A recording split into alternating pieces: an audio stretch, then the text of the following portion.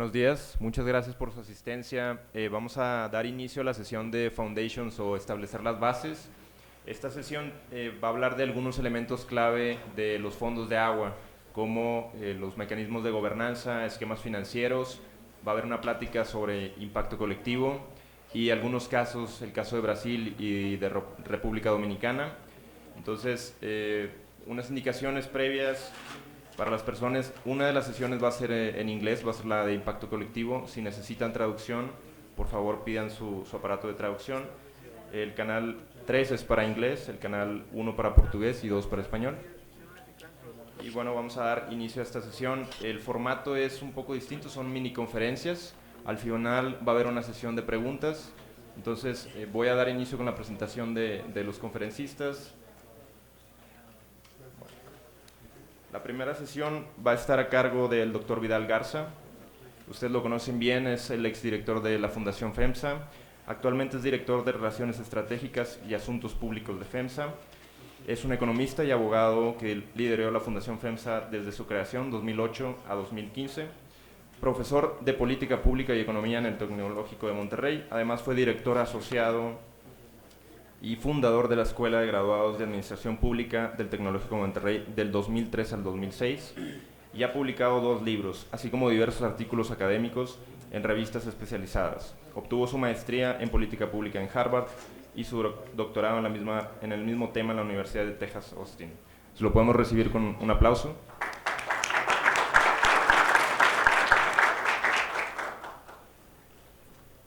Muchas gracias, David.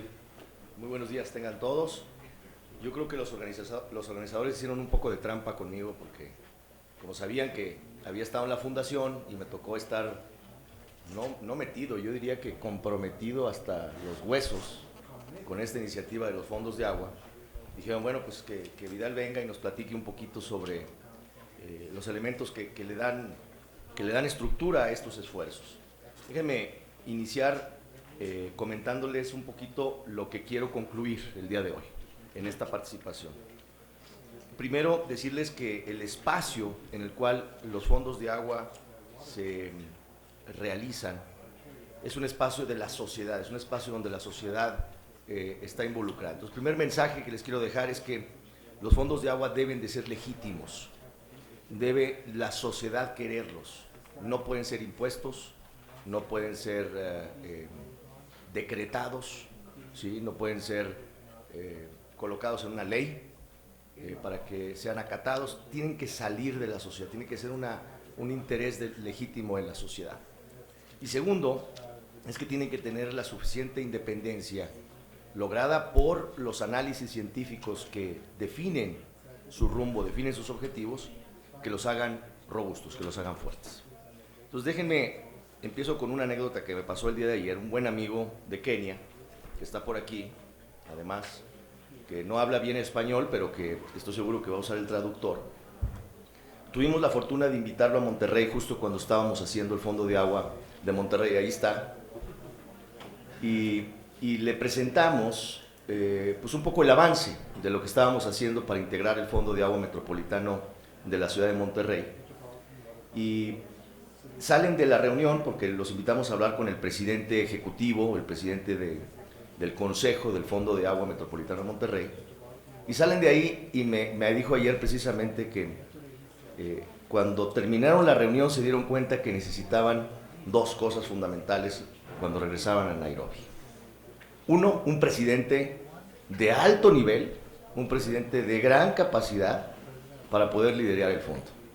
O sea, un personaje que tuviera el arraigo que puede ser quizás una persona con la calidad y con el respeto moral para poder atraer a más actores de la sociedad en su país. Y lo más interesante es que creo que nos van a revelar que eso lo consiguieron en el caso de Kenia, pero también que se necesitaba tener muy claro los objetivos del fondo. Ayer platicábamos que los fondos son eso, son precisamente mecanismos de diálogo entre usuarios de agua y entre productores o cuidadores del agua, o fábricas del agua, o la naturaleza y el hombre. Yo recuerdo a mi hijo, siempre me dice, mi hijo Vidal se llama igual que yo, Cuando tenía 6 años me decía, bueno, pues el agua ¿de dónde viene, no? Siempre me preguntaba, ¿de dónde viene el agua? Pues la abre la llave y ahí está. Y yo le explicaba que, bueno, pues el agua, para que pueda ser consumida por el ser humano, tenía que tener 3 procesos de limpieza, o por lo menos tener 3 calidades de limpieza: física, química y bacteriológica. Y en aquel entonces no me entendía mucho, pero decía, bueno, ¿y cuánto tiempo podemos vivir sin agua, papá? Como que la segunda pregunta del niño era, pues la verdad, hijo, puedes aguantar poco tiempo, pero a lo mejor una semana, si no tomas nada de agua. ¿Y luego qué pasa? Pues y luego pues te vas al cielo, te mueres. O sea, no hay forma. En tu caso, ¿verdad? En mi caso a lo mejor no me voy al cielo, pero en tu caso que estás pequeño sí te vas directo al cielo. Y él se preocupaba y decía, bueno, tiene que haber formas de que salvemos esto, ¿no? Y luego se intrigaba cada vez más porque decía, bueno, si es la misma cantidad de agua y somos más personas y hay más población, pues ¿cómo le vamos a hacer? ¿Cuál va a ser la manera? Le dije, bueno, eso se llama, hijo, que el hombre tiene inteligencia para poder administrar ese recurso natural de la mejor forma posible. Y esto llevó un poco a esta reflexión que les quiero hacer, que son las bases precisamente, o las bases fundamentales en las cuales teóricamente está situado este modelo de fondos de agua. Y todos sabemos un poco que los retos que nos han planteado, y que creo que fue un gran acierto de Naciones Unidas cuando marcó los retos del milenio, porque los pudo poner realmente en 10 cajas muy claras, con objetivos muy precisos. No estoy tan seguro que los ahora recientemente nombrados retos del desarrollo sostenible sean tan claros. Son muchos más. Yo por lo menos ya no me acuerdo todos. Sí me acuerdo de los 10 retos del milenio, pero de estos 47 o no sé cuántos son muchísimos, ya más específicos y demás, pero como que el ser humano es muy dado a, cuando hay una serie de retos muy amplios, a confundirse. ¿Realmente queremos hacer esto o no queremos hacer el otro, no? El Foro Mundial de Davos lleva ya como 10 años repitiendo que uno de los principales retos que tienen las sociedades va a ser el tema del agua. Y en varias de sus principales problemas que se enfrentará la sociedad en el siglo XXI tienen que ver con el tema del agua. Entonces el desarrollo sostenible nos pone retos muy importantes, porque es mucho más complejo que en el siglo pasado. Y para que un desarrollo sea sostenible, pero a la vez también justo y equitativo, tenemos que empezar a voltear a ver otro tipo de enfoques que van a influir tanto en el aspecto técnico, saber exactamente a dónde queremos llevar desde el punto de vista técnico, pero también desde el punto de vista político. En el año 2015 se hablaba de que más allá de que los esquemas tradicionales de gobernabilidad, en que el gobierno gobierna a la gente, en los novedosos modelos del siglo XXI de gobernanza, tenemos que hacer entender al gobierno que el gobierno debe de gobernar con la gente, de manera colaborativa. Y eso es bien difícil a veces para el gobierno, porque es la autoridad, tengo un mandato. Y en México tenemos siempre una discusión sobre los derechos sociales, los derechos humanos, y decimos, es que está en la ley, está consagrado en la ley, la Constitución dice que yo tengo que tener un empleo digno, bien remunerado, y dice que tengo que tener una habitación, una casa, y dice que tengo que tener todos estos derechos. Pero nadie le pega a los derechos sus costos. ¿Quién debe de proveer esos derechos? El error está concebir que hay un ente superior, diría Hobbes, un leviatán que nos cuida, pero que también nos va a dar las casas y también nos va a dar nuestro trabajo y nos va a dar nuestros derechos y nos va a dar el agua. Ese es un error, porque al final los derechos se garantizan con lo que la sociedad es capaz de proveer. Si la sociedad no tiene esos derechos, no los conoce y no quiere proveerlos, no va a haber un Estado, aunque quiera, que los pueda garantizar. Una de las bases para que esta gobernabilidad funcione es que ese papel que tiene el sector público dentro de los fondos de agua se vuelva no solamente de permiso o de autorización, sino que realmente se involucre. Y esto lo hemos visto en muchos lados. En el caso del Fondo de Agua de Chiapas está muy consciente, por ejemplo, En el caso de la Reserva de la Biosfera del Triunfo está muy consciente el gobierno del papel que tiene que tener la conservación aquí. Por aquí está su directora del Fondo de la Reserva de la Biosfera del Triunfo. Muchas gracias también por venir. Bueno, el gobierno sabe ese papel, el gobierno local lo entiende. A nivel federal se declara esa zona como una zona de conservación. Entonces nadie puede hacer algo que sea distinto a los fines de conservación. Entonces realmente la gobernanza nos vamos moviendo a que se refiere a ese ejercicio de autoridad política, pero también administrativa, en todos los niveles de una organización. Comprende no solamente esos mecanismos, procesos o instituciones a través de los cuales las personas o grupos dialogan, articulan sus intereses, hacen ejercicio de sus derechos legales, sino también cumplen con sus obligaciones y realizan una apropiada medición y mediación de sus diferencias. Actualmente aceptamos que que no hay un modelo único de gobernanza, no es funcional para todas las situaciones. Existen a veces diferencias, pasajes divergentes que hacen que las instituciones políticas y las instituciones económicas sean a veces más o menos incluyentes. Entonces, no es bueno hablar de una sola receta. Y precisamente los modelos de fondos de agua son eso, no son una sola receta.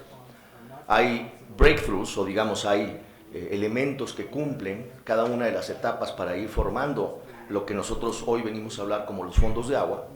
Tiene que haber una constitución, tiene que haber obviamente una organización que lo respalda. En el caso del Fondo de Agua de Monterrey son dos, es una asociación civil y es un fideicomiso auditado por una firma internacional para darle transparencia a los fondos, a los recursos. Y ese mecanismo puede variar, en algunos lugares no es así, ¿no?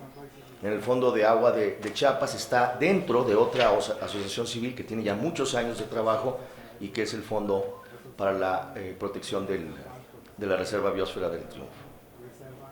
Entonces, cada una de estas diferencias que hemos ido encontrando a lo largo de estos 3 años nos dan la certeza de que las verdaderas fundaciones o los elementos fundacionales de los fondos de agua son diversos, tienen algunas características en común que ahorita les voy a platicar, pero que estas estructuras han ido evolucionando, han ido cambiando, nos han atendido, digamos, diferencias respecto a factores socioeconómicos en cada uno de ellos.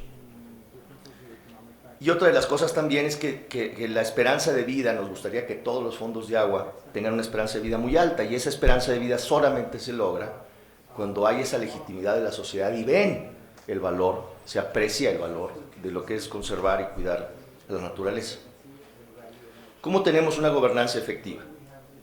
¿Cómo podemos lograr que bajo esta perspectiva estas iniciativas de desarrollo, sobre todo de la naturaleza o de los factores naturales, se puedan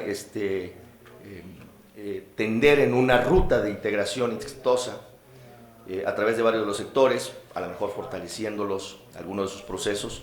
Déjenme decirles lo que hizo el gobierno de Canadá, una lista muy interesante de elementos de gobernanza efectiva.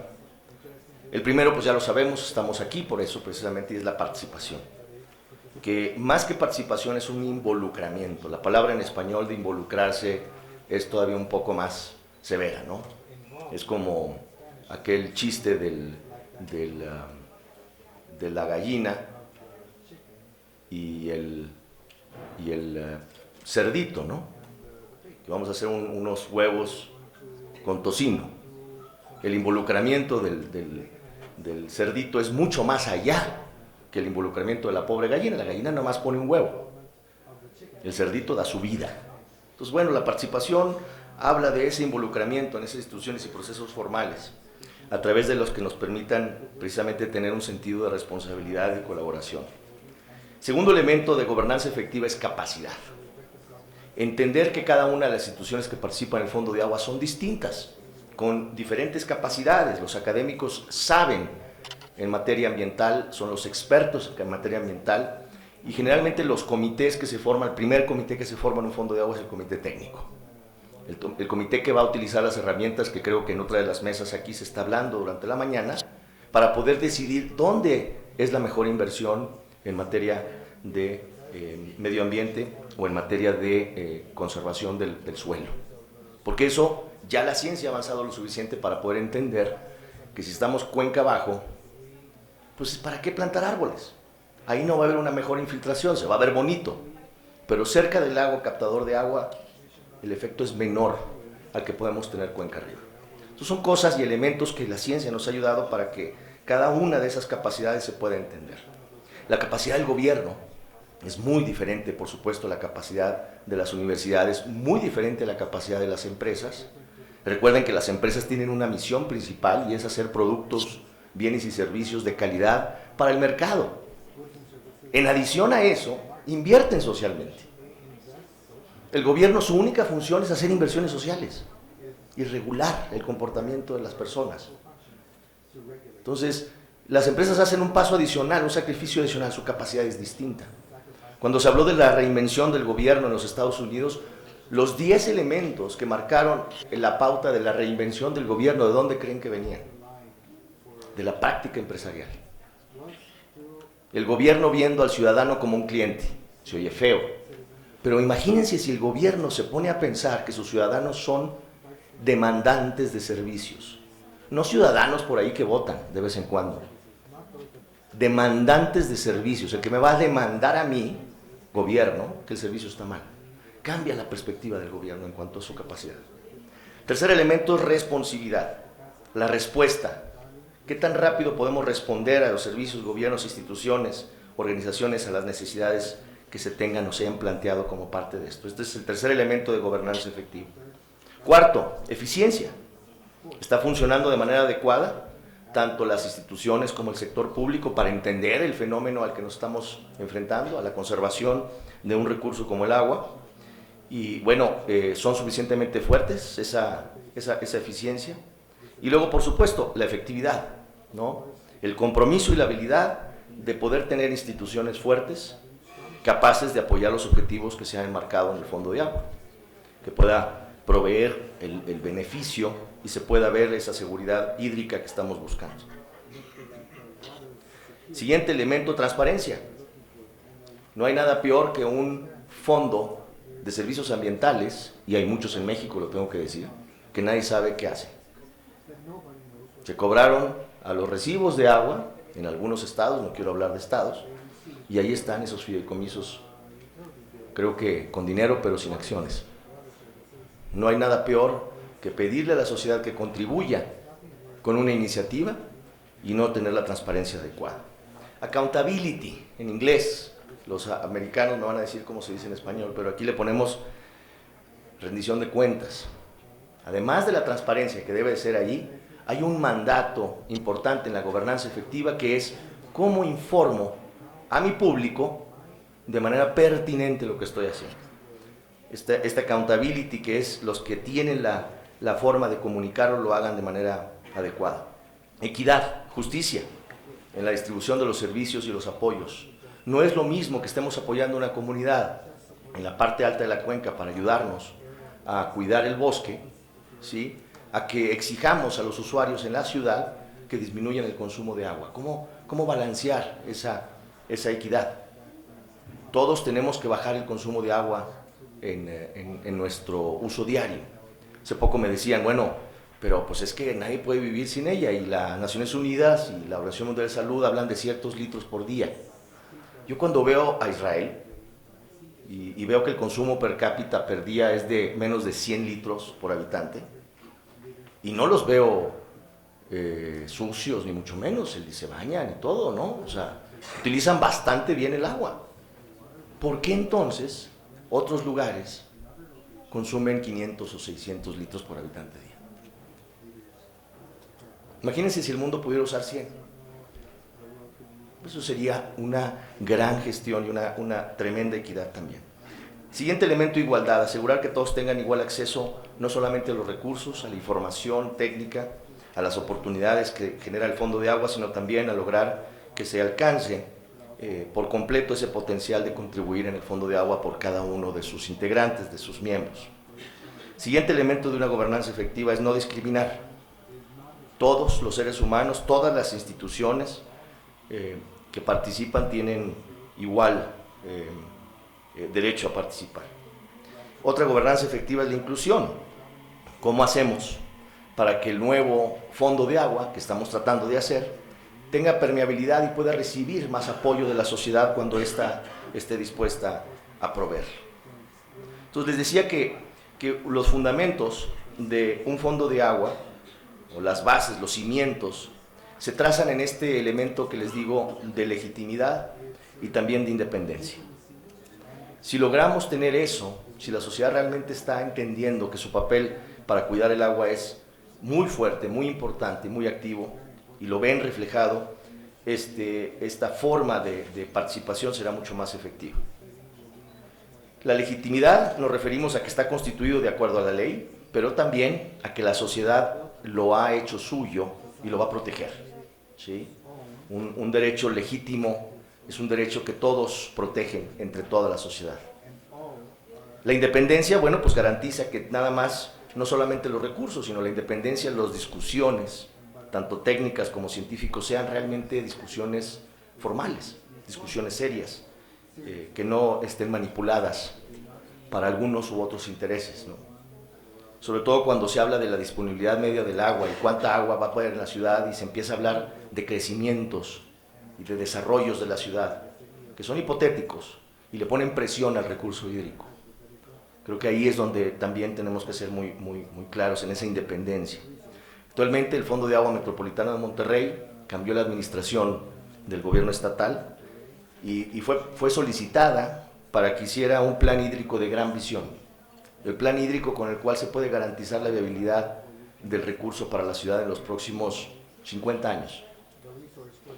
El Centro del Agua para América Latina y el Caribe, que es un centro financiado por la Fundación FEMSA, por el Tecnológico de Monterrey y el Banco Interamericano, se dio a cabo la tarea.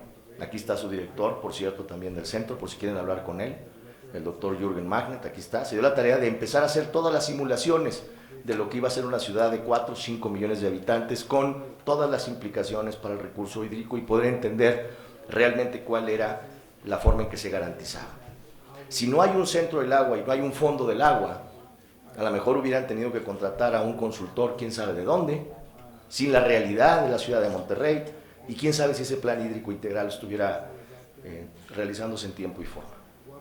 El modelo actual de fondos de agua encuentra que la transformación que permite avanzar ese concepto de conservación hacia la creación de soluciones que garanticen la seguridad hídrica para las ciudades, creo que son fundamentales que tengan esos elementos de gobernanza efectiva.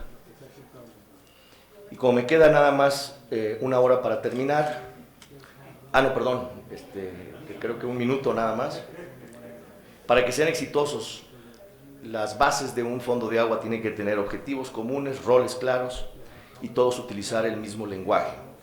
Un profesor mío, amigo, me decía que los retos más importantes del siglo XXI son lograr la colaboración y la cooperación entre diferentes actores de diferentes niveles con diferentes capacidades.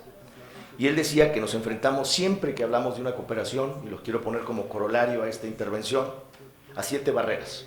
El profesor Jim Austin, que vive 8 meses en Oaxaca, por cierto, y 4 meses en Boston de su vida, adora México y es un mexicano por convicción, aunque es americano él, pero él escribe mucho sobre la cooperación, sobre todo la cooperación entre las ONGs.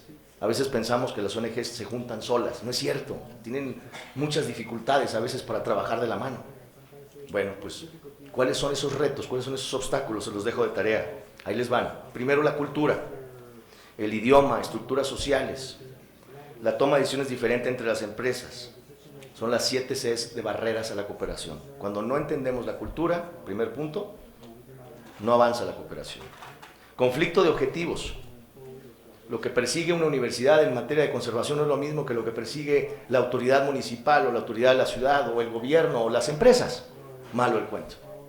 Si no podemos tener un objetivo común, hay conflicto, esa es otra barrera para la colaboración. Confusión.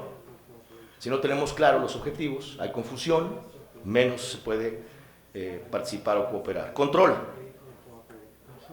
Muy importante en nuestras sociedades latinoamericanas. ¿Quién tiene el control del fondo de agua? La respuesta es todos. No es una entidad, todos.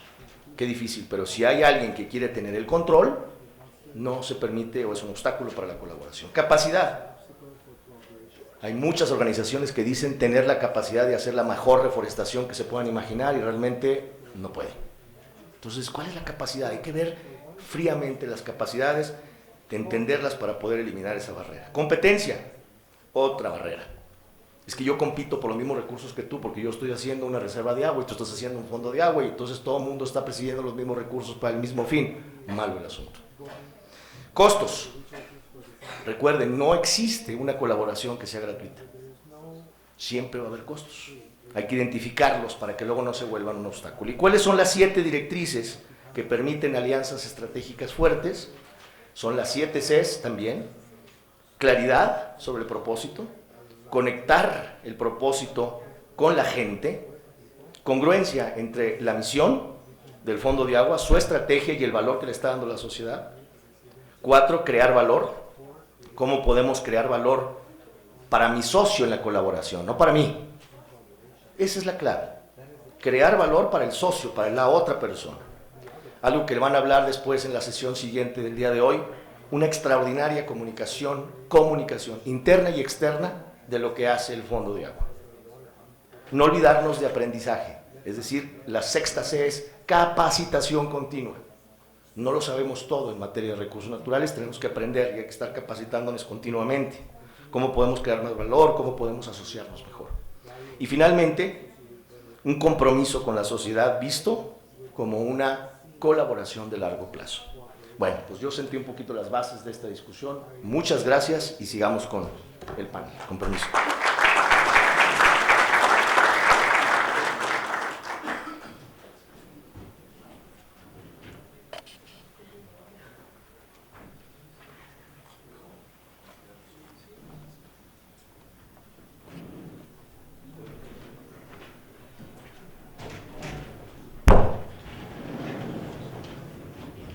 Vamos a abrir las mesas para que se puedan ver las proyecciones que traen algunos de los conferencistas.